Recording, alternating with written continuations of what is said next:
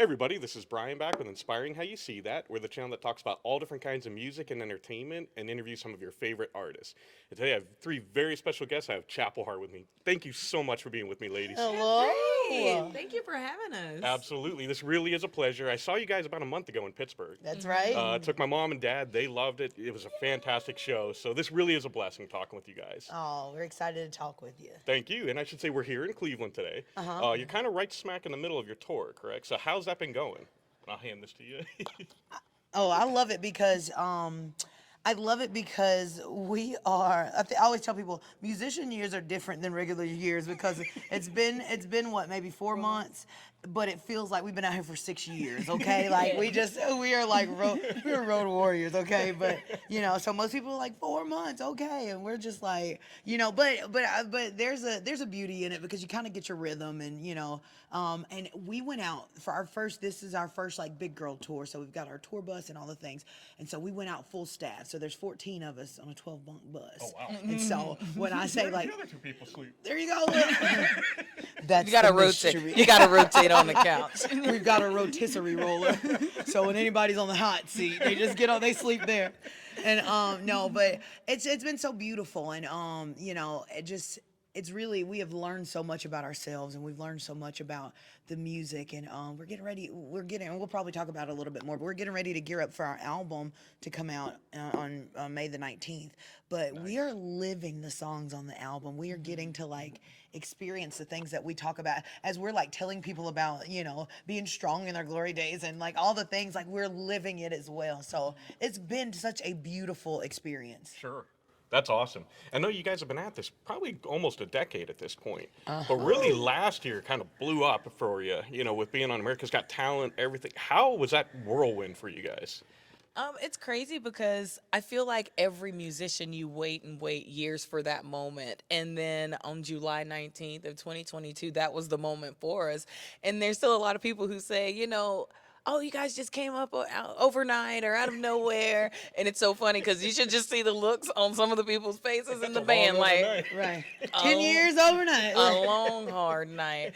But it's so fun just watching like the combination of fans. They're all coming together. Like we have our pre-AGT fans and then our post-AGT fans. And like even last night we had a show and there's a couple, they've come to about 4 of the shows. They're going to be here tonight too. Okay. But they'd made some friends at the show, and that's kind of like the beauty of the whole Chapel Hart experience because like it's changed a lot, but like our fans, it just becomes like this big family, and before you know it, folks are carpooling together, going to places. Just it's a lot. Our fans don't know anything about stranger danger. Like, right. I feel no concept. I feel like there's no such thing as a Chapel Hart show apparently, because you just and I feel like it's the beauty of this tour. It just has been like strangers meeting each other, and they'll become lifelong friends, and then they'll connect their friends on Facebook. And so it's like, this is Patty from the concert I was telling you about, and she's like, this is my best friend Sarah I was telling you about. And they like have these conversations under the threads on our Facebook page. And so like it's been amazing to just watch people like make friends in the show, and just really, and I love that Trea said it's the Chapel Hart experience, because it really is, because it doesn't just stop at us, and it doesn't stop at us performing. Everything goes in, and even kind of what we've done is, usually after the show, everybody kind of breaks down. They give the band about an hour or two to pack up and load out, and we decided to give that back to our fans. And so we were like, we're gonna do a photo op. It's gonna go fast. It's gonna be like shoo, shoo, shoo, smile, smile, smile.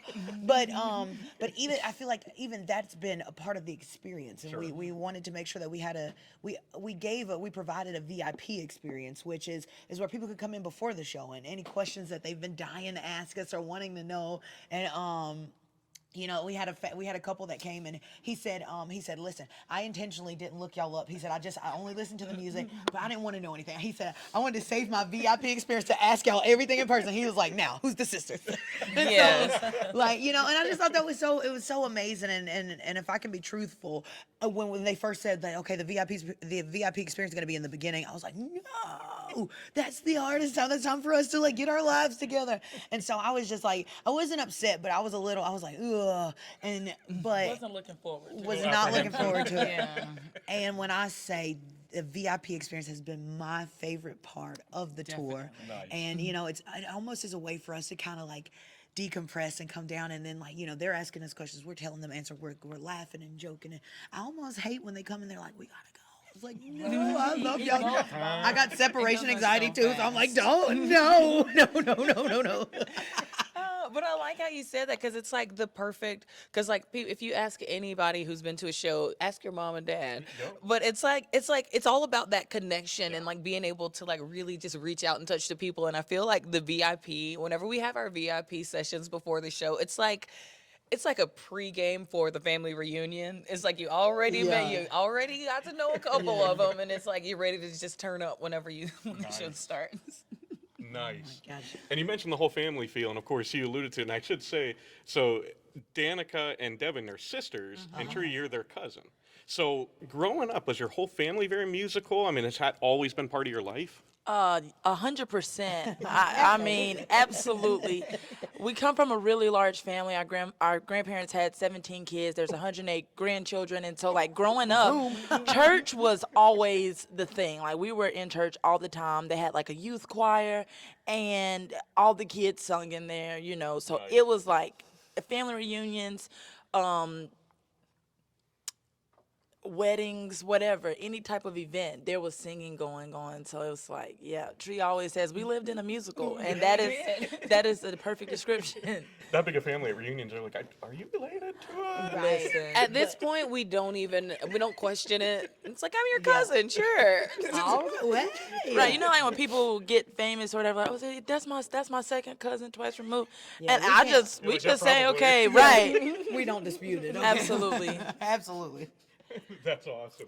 Now, you have collaborated with some amazing people, like Billy Gibbons, was in the song with you, Darius Rucker. Yes. I mean, growing up, did you ever think that you'd be working with these people? You know, like there you are on their level. That's got to be incredible. Oh man, I think that I recently said this in an interview, and I said one of the things that we were so excited about when we kind of were like starting out, and we realized we were making traction, and then then we moved into Nashville, and we were like, we are gonna work with all of our favorite artists. Let's go!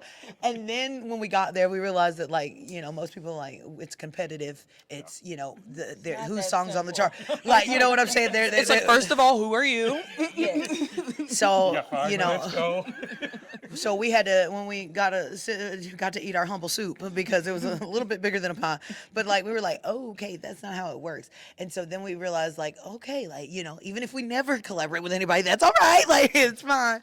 But so we were super excited about, you know, collaborating with, I think, a lot of the younger artists and all the things, and newer artists and folks who are, you know, kind of current and out now. And it was, I feel like in a way, the universe did us the biggest favor. We met Billy or Billy got introduced into our music, and he said, you know what? He said, man, there's something about these girls. He said, I want to help them how I can. And he told our booking agent, he said, listen, whatever those girls need, let me know. If I can help, I want to help. That's awesome. And I think we needed that. We needed that hand from, you know, somebody who's really been there, done that, you know, almost 60 years in the game, you know what I mean? But I've always been intrigued by, you know, by that level of wisdom, because you know what I'm saying? Like, and it was Vince Gill who, you know, called when our grandmother passed away and said, look, I just want to tell you, me and my family, we're praying for you. Wow. And so I was just like, whoa. And it really, it allowed us an opportunity to take a step back and go, okay, look, this is how we want to be known. This is how we want to be remembered. We want to, and it showed us that, you know, the real artists, true artists, take the time, and you know what I'm saying. Like you're never too big, and you're never too superstar to really help somebody, and to really. So we needed that lesson, and so we are forever grateful that like that's how we started, because we were like, let's go Blake Shell in collaboration, and then there's like 50 steps you got to get to before you ever even get to say hello to Blake Shelton. Okay, Exactly. so. Nice. Now I gotta ask you, how did you come up with "You Can Have Him, Jolene"? Like that's incredible.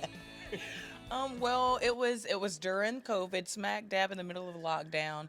We were shooting a cover video for 9 to 5 because it's like one of our favorite songs. Okay. And where we were quarantined, Lord, I don't know why, but bless his heart, they just gave us full run of like the Marina They restaurant. didn't give it to us. We And- just okay, we were yeah. there, so we kind of took it. Well, they gave us one room to record in, and it moved to another room. Then before you know it, we were in the kitchen recording videos.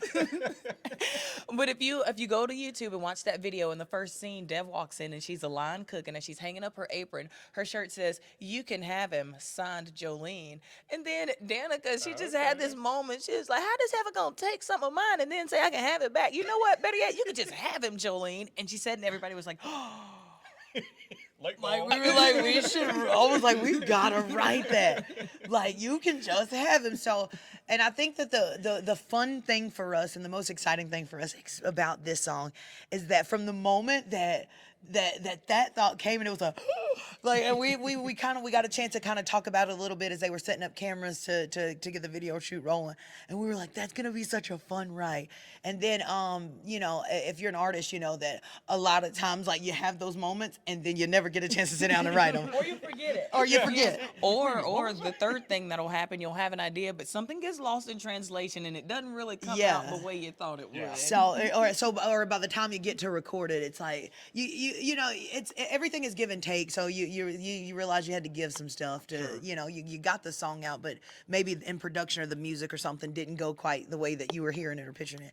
But every single thing about this song was so exciting. And then we finally sat down and was like, we need to write this. You Can Have Him, Jolene. So we sat down and we came up with all the different scenarios of like why she could keep him, and you know, and so it was so fun No writing it. personal history, of course. I'm sure. Of course not, you know. You didn't see that bar scene, did you?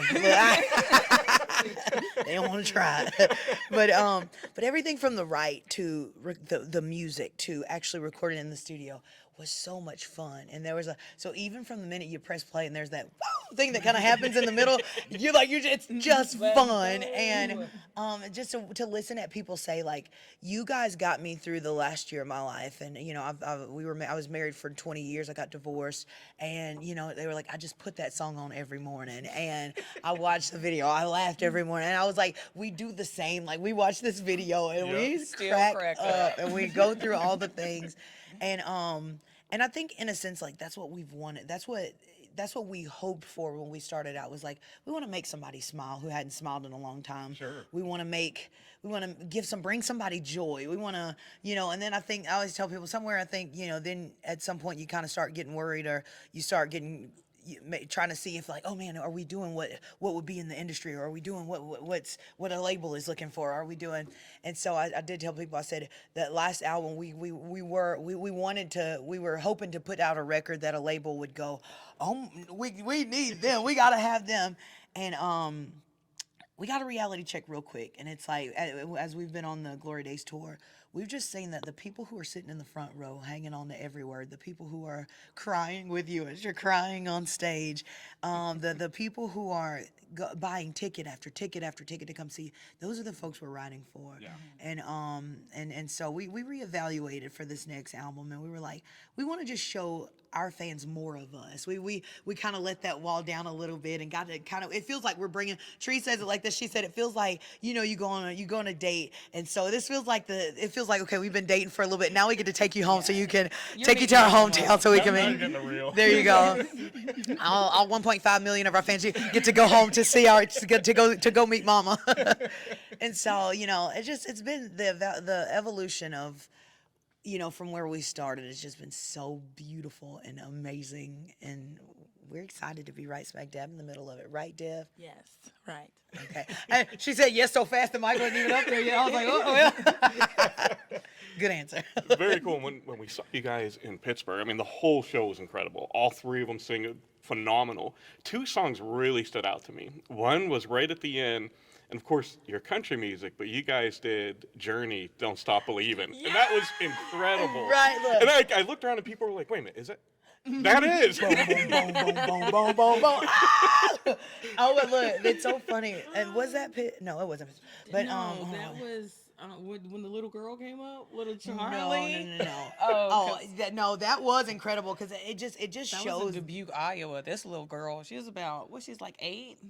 something. And about as big as this microphone stand. And she just sang her heart out. Really? And I was like, I mean, what? she gave full performance. Like we were expecting, because like little kids, they like sing along in the Yeah. crowd. We like called her up, and usually they're a little shy. And so Danica was like, just a small town girl, and then she leaned it over to her and she went, living in a lonely. We were like, wait a minute. Whose child is this? Sign this Super kid now. Right.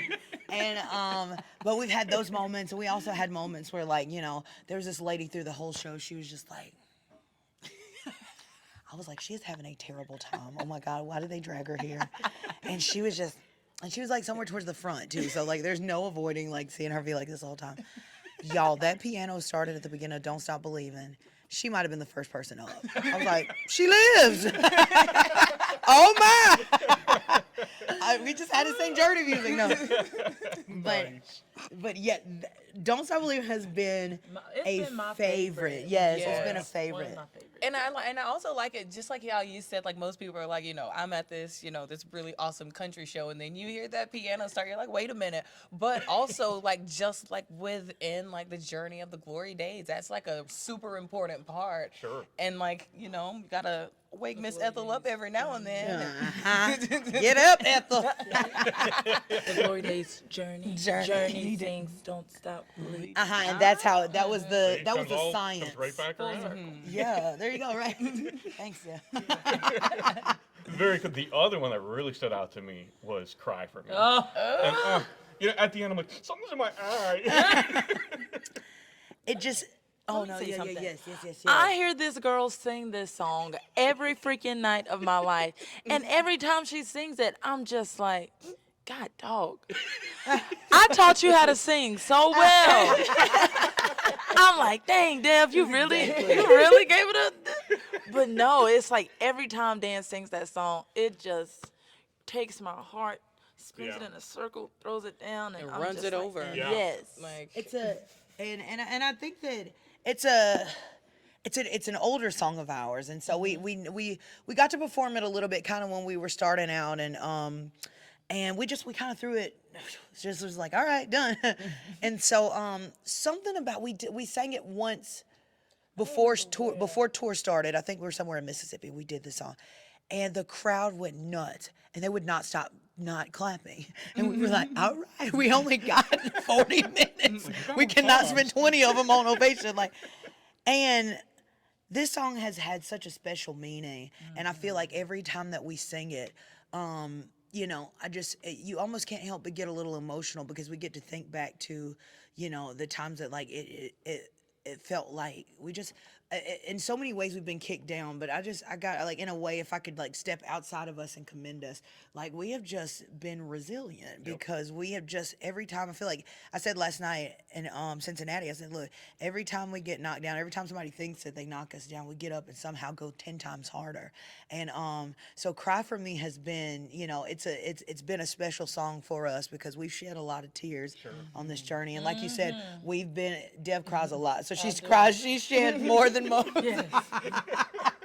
But we've been out here grinding for, like I said, it coming up on a decade, I think. And don't say that. if you and if you She started count when you were like 9. right, I was gonna say exact when we were 3 and we were out on the road. And